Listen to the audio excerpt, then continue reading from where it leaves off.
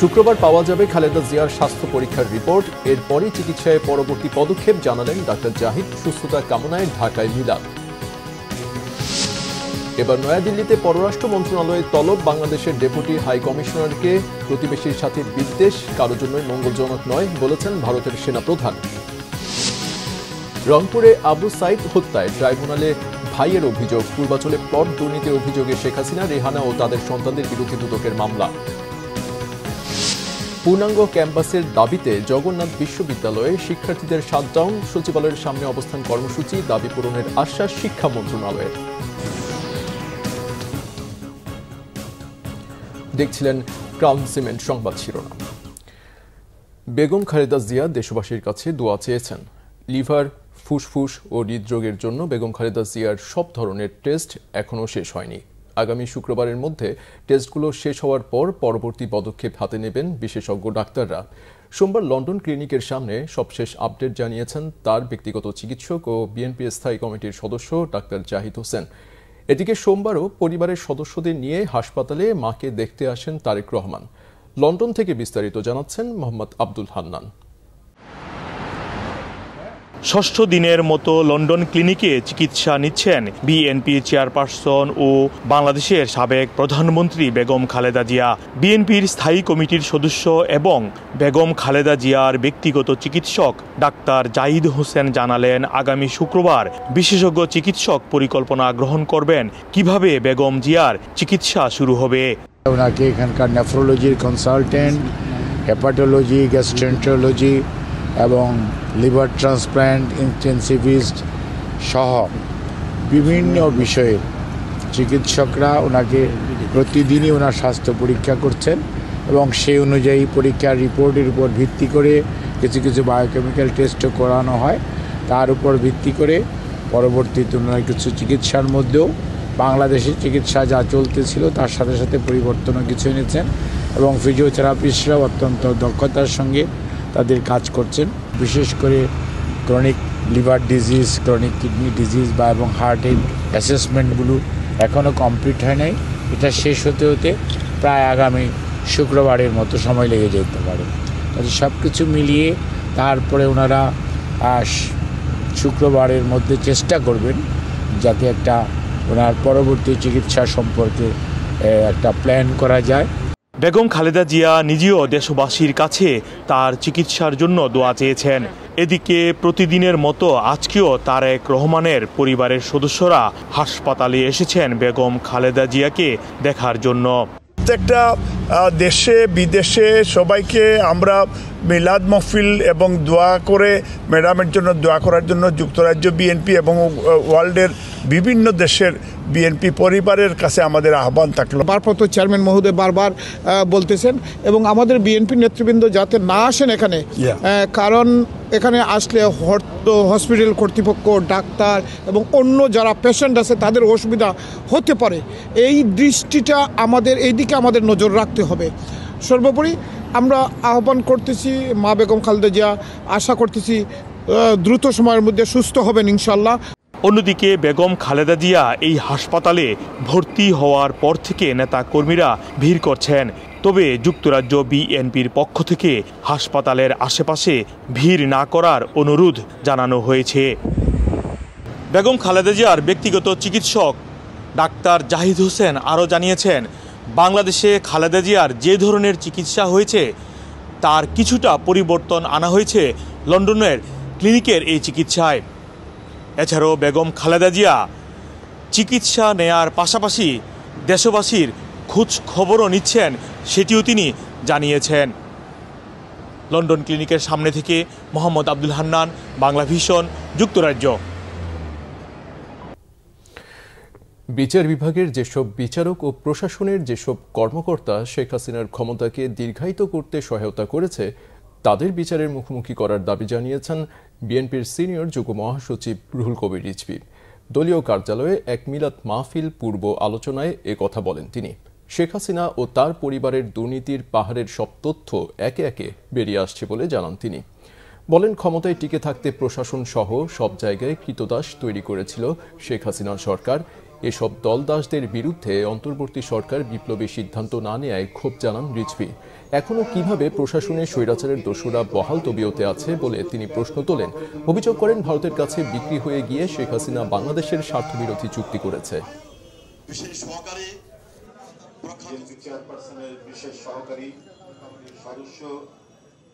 জনগণ যে দাঁড়াতে পারে তাদের দেশে বিজেপির সাথে, বিজেপির প্রতিরোধের সাথে এই দৃষ্টান্ত শেখ হাসিনার আমলে শেখ হাসিনা করতে দেয়নি। তার ফ্যাসিজম দিয়ে, তার নির্মমতা দিয়ে, তার নির্দয়তা দিয়ে তিনি ভারতের সেবাদাস হয়ে কাজ করেছেন।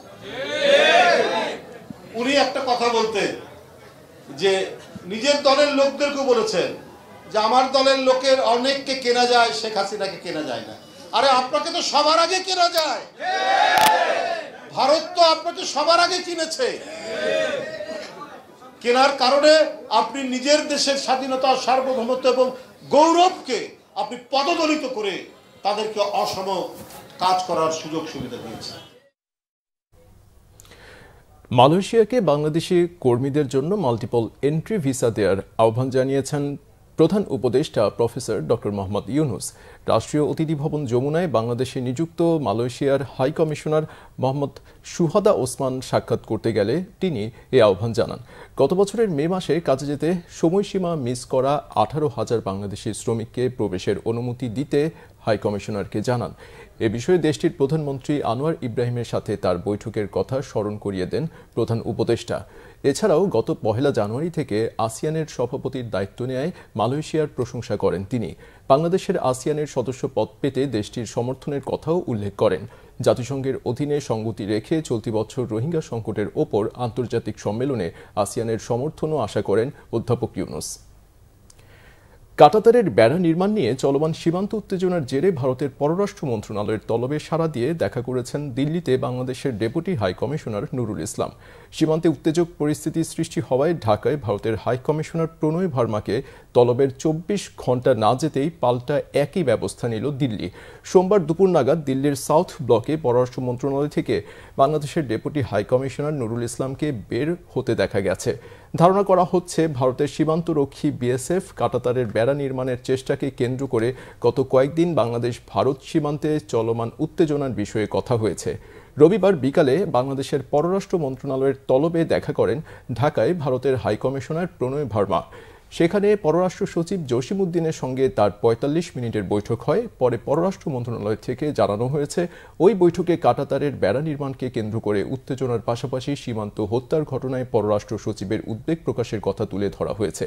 সীমান্তের 5টি স্থানে ভারত বিধি বহির্ভূতভাবে বেড়া নির্মাণের চেষ্টা করছে।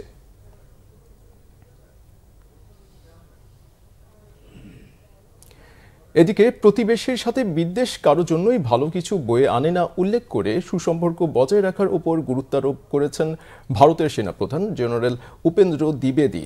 বাংলাদেশ নিয়ে এক প্রশ্নের জবাবে তিনি এই মন্তব্য করেছেন ভারতের সেনাপ্রধান। সোমবার ভারতের সেনাবাহিনীর বার্ষিক সংবাদ সম্মেলনে বিভিন্ন প্রশ্নের উত্তর দেন জেনারেল দ্বিবেদী। বাংলাদেশ নিয়ে প্রশ্নের জবাবে তিনি বলেন, দুই দেশের সেনাবাহিনী পর্যায়ে কোনো সমস্যা নেই। সতর্ক করে বলেছেন, যে কোনো ধরনের শত্রুতা দুই দেশের জন্যই ক্ষতিকর হবে। নির্বাচিত সরকারের সাথে কেবল রাষ্ট্রীয় পর্যায়ে আলোচনা হতে পারে বলে মন্তব্য করেছেন তিনি। দ্বিবেদী বলেছেন, গত বছরের 5 আগস্ট শেখ হাসিনা সরকারের পতনের সময় দুই দেশের সেনাবাহিনী পর্যায়ে সার্বক্ষণিক যোগাযোগ অব্যাহত ছিল। এমনকি গত নভেম্বরেও ভিডিও কনফারেন্সে বাংলাদেশের সেনাপ্রধান জেনারেল ওয়াকারুজ্জামানের সাথে কথা হয়েছে। ওই অনুষ্ঠানে বিভিন্ন প্রশ্নের উত্তর দিতে গিয়ে জেনারেল ওয়াকারের একটি বক্তব্য মনে করিয়ে দেন দ্বিবেদী। তিনি বলেন, সেনাপ্রধান ওয়াকার যেমন বলেছেন কৌশলগতভাবে ভারত বাংলাদেশের জন্য গুরুত্বপূর্ণ, ঠিক তেমনি বাংলাদেশও ভারতের জন্য গুরুত্বপূর্ণ। কুমিল্লার জগন্নাথপুর ইউনিয়নের শাহপুর এলাকার সীমান্তে বেড়া তুলছে ভারতের সীমান্তরক্ষী বাহিনী বিএসএফ। এ নিয়ে এলাকায় উত্তেজনা তৈরি হয়েছে। স্থানীয়রা জানায়, পুকুরটির 1/3 ভারতে আর বাকি অংশ বাংলাদেশে। তবে উভয় দেশের বাসিন্দারা এই পুকুর ব্যবহার করে। কিন্তু বেড়া দেয়া নিয়ে উভয় দেশের সীমান্তের বাসিন্দাদের মাঝে ক্ষোভ ও আতঙ্ক বিরাজ করছে। সীমান্ত পিলারের 150 গজের ভেতরে কাঁটাতারের বেড়া নির্মাণ করা হচ্ছে বলে অভিযোগ তাদের। সীমান্তে বিজিবির টহল বাড়ানো হয়েছে। এদিকে সাতক্ষীরার ভোমরা স্থল বন্দরের বিপরীতে ভারতের ঘোজাডাঙ্গা সীমান্তে 4 রাউন্ড ফাঁকা গুলি ছুড়েছে ভারতীয় সীমান্তরক্ষী বাহিনী বিএসএফ। সোমবার ভোরে ভোমরা সীমান্তের বিপরীতে শিবতলা এলাকায় এই ঘটনা হয়। বিজিবি সাতক্ষীরা 33 ব্যাটালিয়নের সহকারী পরিচালক মাসুদ রানা জানান, এটা ভারতের অভ্যন্তরীণ ঘটনা, এর সাথে সীমান্তের সম্পর্ক নেই।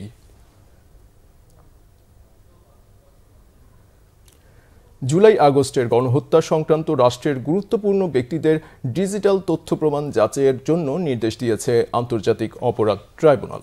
এছাড়া রংপুরের আবু সাইদ হত্যাকাণ্ডের ঘটনায় ট্রাইব্যুনালে অভিযোগ দায়ের করেছেন তার ভাই রমজান। আহমেদ সরওয়ারের রিপোর্ট। জুলাই আগস্ট হত্যাকাণ্ডের ঘটনা নিয়ে বেশ কিছু ডিজিটাল তথ্য পাওয়া যাচ্ছে অনলাইনে অফলাইনে। কিছু কিছু তথ্য প্রসিকিউশন টিমের কাছে দাখিলও করা হয়েছে, কিন্তু বিষয়গুলো সত্যতা যাচাই করা দরকার বলে মনে করে প্রসিকিউশন। সোমবার ট্রাইব্যুনালের চেয়ারম্যান বিচারপতি গোলাম মর্তুজা মজুমদারের নেতৃত্বে আন্তর্জাতিক অপরাধ ট্রাইব্যুনালে এ নিয়ে আবেদন করলে তা মঞ্জুর করেছেন বলে জানান চিফ প্রসিকিউটর তাজুল ইসলাম। সেই সাথে রংপুরের আবু সাইদ হত্যার বিষয়ে পরিবারের পক্ষ থেকে ট্রাইব্যুনালে অভিযোগ দেওয়া হয়েছে বলেও জানান তিনি। ডিজিটাল তথ্য উপাত্ত কোর্টে প্রেজেন্ট করার আগে এটা সার্টিফিকেশনের প্রয়োজন হয়, যে কোনো অথরিটি, বাংলাদেশের সার্টিফাইড অথরিটি হচ্ছে আমাদের সিআইডি, সেখানে তারা এই ডিজিটাল এভিডেন্সগুলো সার্টিফাই করেন যে এটা আসলে সঠিক কিনা, এটা সঠিক জায়গা থেকে রেকর্ডেড হয়েছে নাকি এটা ভুয়া, অথবা এটা কোনো এআই দিয়ে বানানো কিনা। এই যে বিষয়গুলো, এটাকে পরীক্ষা নিরীক্ষা ছাড়া আদালতে উপস্থাপনযোগ্য হয় না। এটা জাতীয় আইনে এবং আন্তর্জাতিক আইনে এই বিধানটা আছে। সিআইডিকে এটার ফরেন্সিক রিপোর্ট দেওয়ার জন্য একটা নির্দেশনা চেয়েও একটা পিটিশন মুভ করেছিলাম যে আবু সাইদের পরিবার লোকাল কোর্টে যতই মামলা হোক, যেহেতু এটা ক্রাইমস অ্যাগেনস্ট হিউম্যানিটি, তাদেরকে আমরা বলেছি যে এটা আন্তর্জাতিক অপরাধ ট্রাইব্যুনালে আপনাদের পক্ষ থেকে অভিযোগটা যদি আসে সেটা বরং প্রপার হবে। তো সেই প্রেক্ষিতে ওনারা এসেছেন। যখনই আমাদেরকে মৌখিকভাবে এসে ওনারা জানাবেন, দ্যাট ইজ এনাফ। এদিকে জুলাই আগস্ট হত্যাকাণ্ডের ঘটনায় যাত্রাবাড়ির ইমাম হোসেন হত্যাকাণ্ডে এসি তানজিল আহমেদ এবং গাজীপুরের কোনাবাড়িতে হৃদয় হত্যাকাণ্ডে কনস্টেবল আকরামকে গ্রেফতার দেখানোর আবেদন করলে ট্রাইব্যুনাল তা মঞ্জুর করে। আকরামের বিরুদ্ধে আজ আমরা প্রোডাকশন ওয়ারেন্ট মূলে হাজির করার আবেদন জানিয়েছিলাম। মাননীয় ট্রাইব্যুনাল সেটা আমাদের মঞ্জুর করেছেন এবং তাকে আগামী সোমবার অর্থাৎ 20/1/2025 তারিখে তাকে হাজির করার নির্দেশ দিয়েছেন।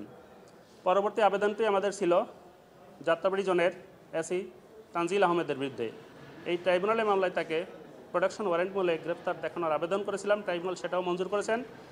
একই তারিখ তাকে আগামী অর্থাৎ 20/1/2025 তারিখে তাকে হাজির করার নির্দেশনা দিয়েছেন। অন্য মামলায় গ্রেপ্তার হয়ে এসি তানজিল ও কনস্টেবল আকরাম কারাগারে আছে। আহমেদ সরওয়ার, বাংলা ভিশন, ঢাকা। পূর্বাচলে প্লট দুর্নীতির অভিযোগে সাবেক প্রধানমন্ত্রী শেখ হাসিনা, তার বোন শেখ রেহানা ও তাদের সন্তানদের এবং রাজুক ও গণপূর্তের কর্মকর্তাদের বিরুদ্ধে মামলা করেছে দুর্নীতি দমন কমিশন। দুপুরে দুদক কার্যালয়ে ব্রিফিংয়ে একথা জানান সংস্থাটির মহাপরিচালক আখতার হোসেন। তাদের বিরুদ্ধে পৃথক 3টি মামলা দায়ের করেছে দুদক। গত 5 আগস্ট আওয়ামী সরকারের 15 বছরের শাসনের অবসানের পর গেল 26 ডিসেম্বর শেখ হাসিনা ও তার পরিবারের 5 সদস্যের নামে পূর্বাচলে নতুন শহর প্রকল্পে 6টি প্লট বরাদ্দে দুর্নীতি ও অনিয়মের অভিযোগে তদন্ত শুরু করে দুর্নীতি দমন কমিশন। পূর্বাচলের 27 নম্বর সেক্টরের কূটনৈতিক জোনের 203 নম্বর সড়কের আশপাশে শেখ হাসিনা ও তার ছেলে সজীব ওয়াজেদ জয়, মেয়ে সাইমা ওয়াজেদ পুতুল, ছোট বোন শেখ রেহানা এবং তার 3 সন্তানের নামে প্লট বরাদ্দের সত্যতা পায় দুদক। সোমবার দুপুরে দুদক কার্যালয়ে সংবাদ সম্মেলনে পূর্বাচলে প্লট বরাদ্দের দুর্নীতি নিয়ে গণমাধ্যমে কথা বলেন সংস্থাটির মহাপরিচালক আখতার হোসেন। বলেন, ক্ষমতার অপব্যবহার করে পূর্বাচলে নতুন শহরে 10 কাঠার মোট 6টি প্লট নিয়েছেন শেখ রেহানা পরিবার। রাজুক, গৃহায়ন ও গণপূর্ত অধিদপ্তরের কর্মকর্তাদের যোগসাজশে তারা এই দুর্নীতি করে।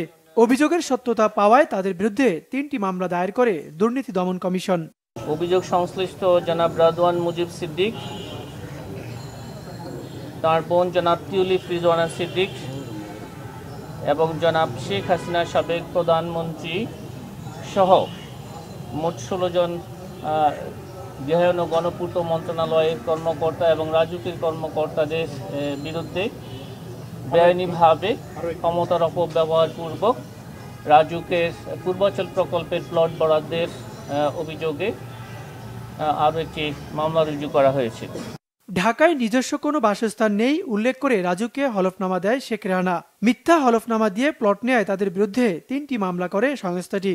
ঢাকা শহরে রাজুকের এখতিয়ারাধীন এলাকায় বাড়ি বা ফ্ল্যাট বা আবাসন সুবিধা থাকার পরও তা হলফনামায় গোপন করে পূর্বাচল নতুন শহর প্রকল্পের অতি গুরুত্বপূর্ণ কূটনৈতিক এলাকায় একটি 10 কাঠার প্লট বরাদ্দের ক্ষেত্রে বিধান লঙ্ঘন করা হয়েছে মর্মে অনুসন্ধানকালে তথ্য উদ্ঘাটিত হয়েছে।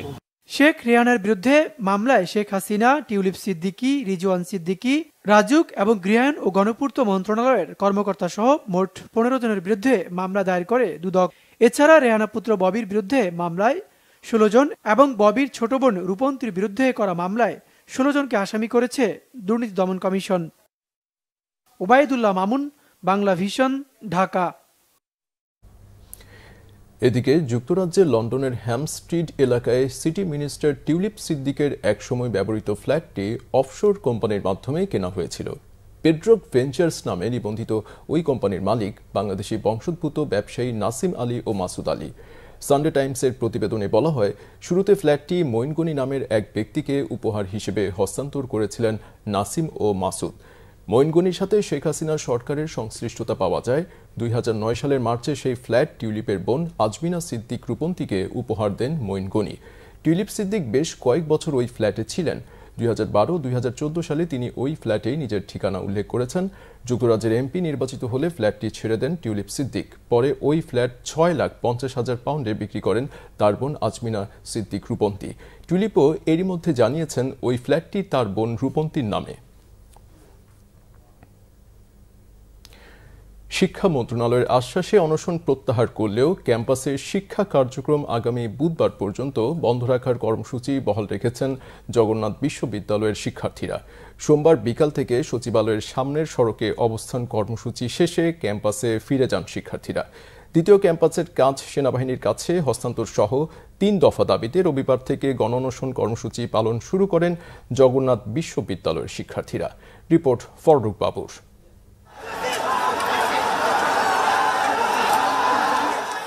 পূর্ণাঙ্গ ক্যাম্পাস প্রতিষ্ঠার দাবিতে বিভিন্ন সময় আন্দোলন করলেও তাতে খুব একটা গা করেননি কর্তৃপক্ষ।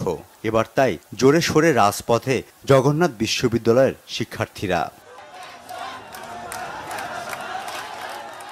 রাজধানীর সদরঘাটের ক্যাম্পাস থেকে সচিবালয় ঘেরাও করতে আসেন তারা। সচিবালয়ের প্রবেশপথে পুলিশি বাধা, কিন্তু তা উপেক্ষা করে নিজ গন্তব্যে দাবি আদায়কারীরা।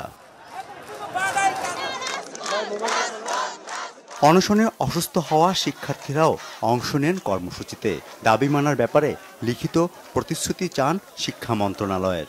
আমরা 2 মাস আগেও এখানে অবস্থানরত ছিলাম, তারা আমাদের আশ্বাস দিয়েছিল, তারা সারা জীবন আমাদের মূলা দেখিয়ে গেছে, আমরা আর মূলা দেখবো না। আমাদের পরে যে বিশ্ববিদ্যালয়গুলো হয়েছে প্রত্যেকটা বিশ্ববিদ্যালয়ে হল পেয়েছে এবং পাচ্ছে প্রতিনিয়ত, এবং আমাদের সেখানে প্রতিনিয়ত আমাদের সাথে টালবাহানা করা হচ্ছে। লিখিতভাবে কার্যকরী পদক্ষেপের মাধ্যমে আমাদের দাবি মেনে নেওয়া হোক, তাহলে আমরা এখান থেকে আমাদের কর্মসূচি প্রত্যাহার করব। দুর্বিষহ অবস্থা, যতক্ষণ পর্যন্ত দাবি মেনে নেওয়া হবে হয় মৃত্যু, নয়তো আমাদের দাবি মানতে হবে। দিনের আলো বিদায় নিলেও স্লোগানে কম্পিত হতে থাকে সচিবালয়। ভেতরে যাওয়ার আহ্বানে সাড়া দেননি তারা। দাবি জানান প্রকাশ্য ঘোষণার। অবশেষে সন্ধ্যা 7:15টার দিকে লিখিতভাবে জানানো হয় 3 দফা নিয়ে বুধবার বৈঠক হবে শিক্ষার্থীদের সাথে। কর্মসূচির ব্যাপারে নতুন ঘোষণা দেয় শিক্ষার্থীরা।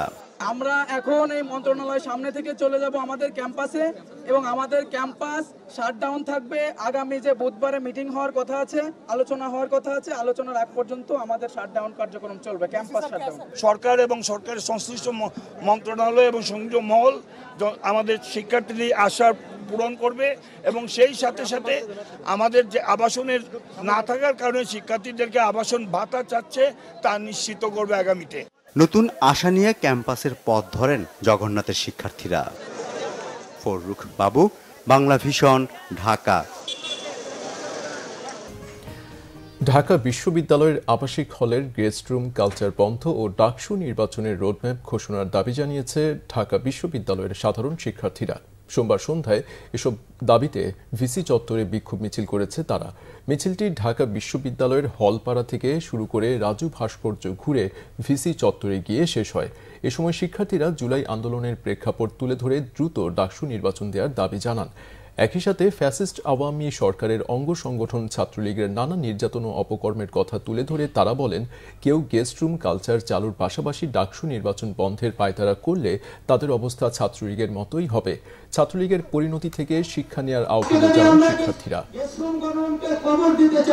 তাহলে আমাদেরকে ডাকসু দিতে হবে। আজকে যদি ডাকসু না দেওয়া হয় তাহলে ঢাকা বিশ্ববিদ্যালয়ের পড়াশোনার মান কোনোদিন উন্নত হবে না। আমরা ঢাকা বিশ্ববিদ্যালয়ের শিক্ষার্থীরা হুঁশিয়ার করে বলে দিতে চাই, আর যদি কোনো নব্যবাসীদের আমাদের উপর কলম ক্যাস্ট্রম কিংবা ভাইব্রল পলিটিক্স প্রকটিকরণ নামে কলমের চিহ্নিত শিক্ষার্থীদেরকে আবদ্ধ করার চেষ্টা করে তার যোগ্য জবাব শিক্ষার্থীরা দেবে।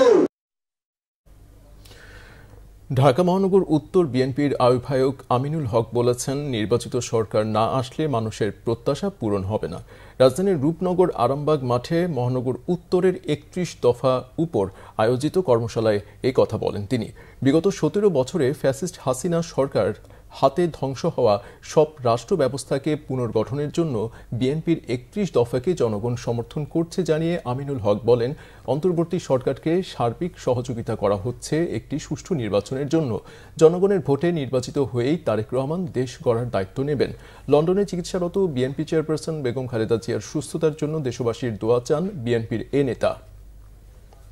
এই স্বৈরাচার সরকার ধ্বংস করে দিয়ে গেছে, সেই ধ্বংসস্তূপ প্রতিষ্ঠানগুলোকে টেনে তোলার জন্য, পুনর্গঠন করার জন্য কিন্তু আমাদের এই ৩১ দফার কর্মসূচি দেওয়া হয়েছে। সেই কর্মসূচিগুলো আমরা যদি পরিপূর্ণভাবে বাস্তবায়ন করতে পারি তাহলেই বাংলাদেশের মানুষের প্রত্যেকটি ঘরে ঘরে শিক্ষা ব্যবস্থা, আমাদের যে খাদ্য ব্যবস্থা, আমাদের যে প্রত্যেকটি স্বাস্থ্যসেবা, প্রত্যেকটি ঘরে ঘরে আমরা ইনশাআল্লাহ পৌঁছে দিতে পারবো। গণমাধ্যম সংস্কার কমিশনের প্রধান কামাল আহমদ বলেছেন, একটি হাউজে একাধিক গণমাধ্যম না রাখার বিষয়টি ভেবে দেখা দরকার। একটি হাউজে অধিক মাত্রায় মনোপলি থাকবে, প্রতিযোগিতা থাকবে না, এটা হতে পারে না। বরিশাল বিভাগের প্রিন্ট ও ইলেকট্রনিক মিডিয়ার সাংবাদিকদের সাথে মতবিনিময় সভায় তিনি এ কথা বলেন। সভায় সাংবাদিকদের পরামর্শ ও মতামত নেন কমিশনের সদস্যরা। স্বাধীন, বস্তুনিষ্ঠ ও শক্তিশালী গণমাধ্যম গঠনে এসব সুপারিশ তুলে ধরা হবে বলে জানান সংস্কার কমিশনের প্রধান কামাল আহমদ। হাউসে একাধিক গণমাধ্যম থাকতে পারবে, এরকম ব্যবস্থা করা হচ্ছে। আসলে এটা একটা গুরুত্বপূর্ণ প্রশ্ন যে একই হাউস থেকে, একই প্রতিষ্ঠান থেকে যদি দুটি বাংলা পত্রিকা বেরোয়, একটি কোন পত্রিকায় কি তফাৎ পাবে না, একই তো জিনিস পেল, তাহলে পাঠক হিসেবে পাঠক কি বৈচিত্র্যময় কিছু পেল? পাঠক কি ভিন্ন কিছু পেল না। টেলিভিশনের ক্ষেত্রেও তাই, একই হাউস থেকে যদি দুটো টেলিভিশনের মালিকানা থাকে তাহলে তো এই একই জিনিস পাবো, সেখানে তো প্রতিযোগিতা থাকছে। এই প্রতিযোগিতামূলক পরিবেশ তৈরি করতে হবে, একটা সুষ্ঠু প্রতিযোগিতা থাকতে হবে। একই হাউসের হাতে অধিক মাত্রায় আপনার কনসেন্ট্রেশন, মনোপলি থাকবে, প্রতিদ্বন্দ্বিতা থাকবে না, তার এটা হতে পারে না। আমেরিকান ওয়েলনেস সেন্টার AWC সোমবার ধানমন্ডির গ্রিন গার্ডেনে স্বাস্থ্য বিষয়ক সেমিনার আয়োজন করে, যার থিম ছিল প্রাকৃতিক উপায়ে প্রতিরোধমূলক স্বাস্থ্যসেবা, ডায়েট ও লাইফস্টাইলের উপর focus. AWC chairman Mohammad Mahbubul হকের সভাপতিত্বে সেমিনারে প্রধান অতিথি ছিলেন স্বাস্থ্য ও পরিবার কল্যাণ মন্ত্রণালয়ের স্বাস্থ্যসেবা বিভাগের সচিব মোহাম্মদ সাইদুর রহমান। মূল বক্তব্য প্রদান করেন যুক্তরাষ্ট্রের দ্য সেন্টার অফ ইন্টিগ্রেটিভ মেডিসিনের consultant professor doctor M Mujibul Haque. তিনি প্রতিরোধমূলক স্বাস্থ্যসেবার গুরুত্ব তুলে ধরেন এবং দীর্ঘস্থায়ী রোগ প্রতিরোধে ডায়েট এবং লাইফস্টাইল পরিবর্তনের ওপর জোর দেন। বিশেষ অতিথি ছিলেন স্বাস্থ্যসেবা অধিদপ্তরের মহাপরিচালক প্রফেসর ডক্টর মোহাম্মদ আবু জাফর ও স্বাস্থ্যসেবা বিভাগের যুগ্ম সচিব ডক্টর মোহাম্মদ মুস্তাফিজুর রহমান। প্রতিষ্ঠানটির উপদেষ্টা মোহাম্মদ ইমতিয়াজের সঞ্চালনায় সেমিনারে 6 শতাধিক নারী পুরুষ ও সমাজের 15 জন বিশিষ্ট ব্যক্তি উপস্থিত ছিলেন। প্রশ্নোত্তর পর্বের মাধ্যমে আয়োজিত অনুষ্ঠানে স্বাস্থ্যকর্মী, শিক্ষার্থী এবং স্থানীয়রা উপস্থিত ছিলেন।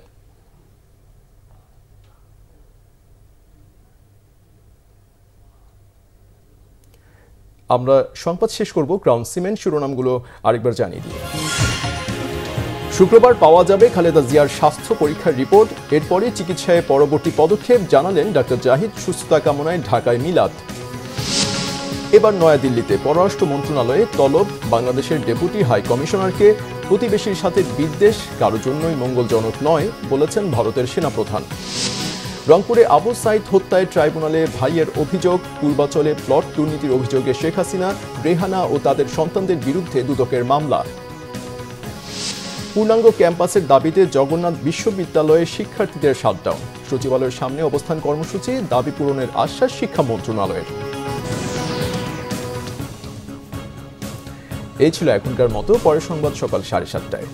এছাড়া বাংলা ভিশন সংবাদ ও সংবাদ সংশ্লিষ্ট অনুষ্ঠান দেখতে ভিজিট করুন www.bvnews24.com ও facebook.com/banglavisionnews এবং সাবস্ক্রাইব করুন youtube.com/banglavisionnews।